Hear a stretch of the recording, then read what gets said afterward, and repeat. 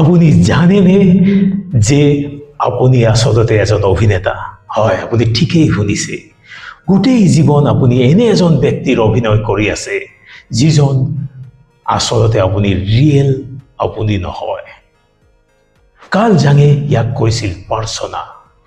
ই হ'ল সমাজত বাচি থাকিবলৈ আপুনি পিন্ধা এখন মুখা।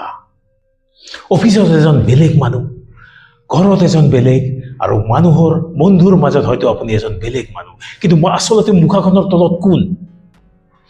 এই অভিনয় কৰাটো আপোনাৰ মগজুৰ বাবে খুবেই মেটাবলিকেলি এক্সপেঞ্চিভ।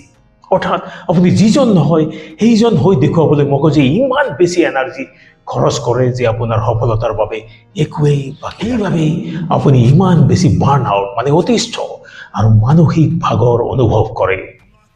এই মুখাখন আজিয়েই খুলি পেলাওক। নিজৰ মগজুটোক ৰিৱায়াৰ কৰিবলৈ শিকক। আমাৰ মিছন হ'ল 1 লাখ অসমীয়া লোকক তেওঁলোকৰ প্ৰকৃত শক্তি বিচাৰি উলিওৱাত সহায় কৰা। এতিয়াই নিউৰোমাষ্টাৰ আছাম ছাবস্ক্ৰাইব কৰক আৰু আমাৰ ৱেবছাইট ভিজিট কৰক। পৰিৱৰ্তন আজিৰ পৰাই আৰম্ভ হওক, যাতে আপুনি আৰু অভিনয় কৰিব লগা নহয়।